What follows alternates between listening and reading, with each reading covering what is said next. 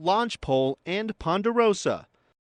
We will be discussing overgrown and unhealthy stands of lodgepole pine and ponderosa. Stands of overgrown or unhealthy lodgepole or ponderosa pine can generate hazardous situations. These trees are more prone to crown fire. Crown fire is when the fire has established itself in the tops of the trees. Being pushed by the wind, the fire can move very quickly through the upper canopy without ever touching the ground, thereby creating intense and dramatic fire behavior as well as creating rapid fire spread and growth. Timber fires are longer burning and more difficult to control and suppress. Single trees can ignite and become fully engulfed in a matter of seconds, sending thousands of sparks and embers shooting hundreds of feet into the air. These trees are also very prone to insect infestation and disease, reducing the overall health of an entire forest and creating highly flammable conditions. Although it is recommended that you clear and separate large groups or clumps of trees, it is not necessary to clear cut around your home. If you are uncertain how to effectively reduce the threat of wildfire around your home in this fuel type, you should contact your local forestry, fire, and state lands representative who can assist you in determining how to effectively manage the larger timber fuel around your home and property. Aspen. Aspen stands are considered to be one of the most fire-resistant fuel types.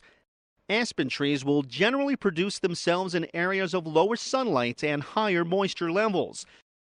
Because aspen trees tend to lose their lower limbs naturally, it is more difficult for a ground fire to move into the canopy. Still, aspen trees do burn, and it is therefore recommended that you treat these trees similar to other timber fuel types. Keep the ground area clear of dead and flammable material. Because aspen trees have a fairly short lifespan, you may need to watch for dead or unhealthy trees and have them removed before they become a threat. It is also good to be aware of the fact that aspen trees have very shallow root systems.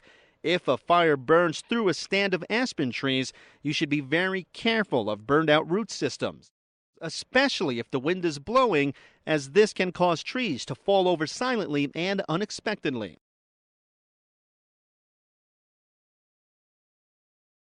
Spruce and fir.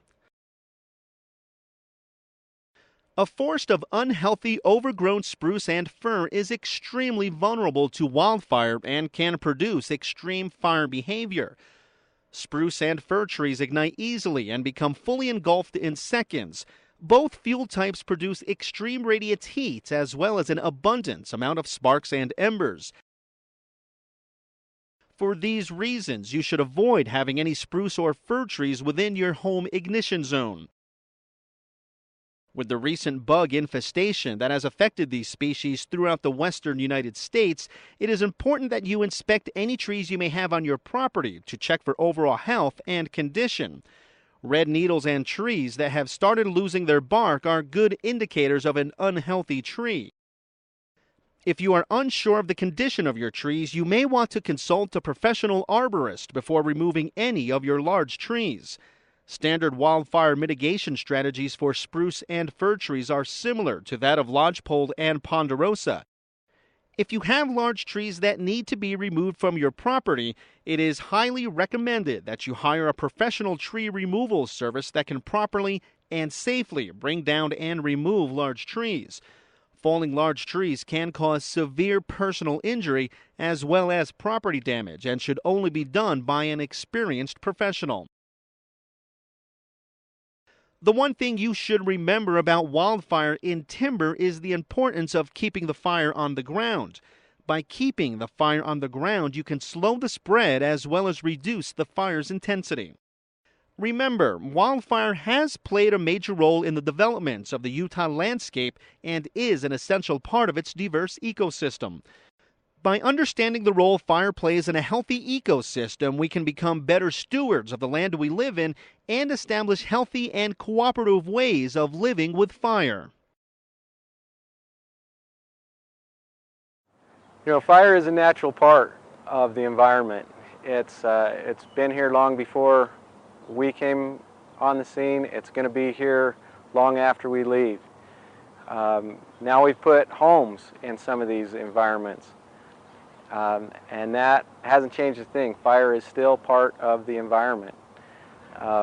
It may happen soon, it may happen several years down the road, but fire is going to occur in these environments sooner or later. The important thing to realize, though, is the homeowner is not powerless to deal with that situation. In fact, they are the ones that can make the biggest difference. And the time to do that is now, not when the fire is occurring, but take action before, do the mitigation, take some of these simple steps, and it's going to make your property a lot more survivable. It's going to make your community a lot safer. On behalf of the Utah Division of Forestry, Fire, and State Lands, as well as our many other sponsors, thank you for taking the time to become a little more familiar with the things you can do to protect your home from wildfire. Remember to think ahead, be prepared, and be safe.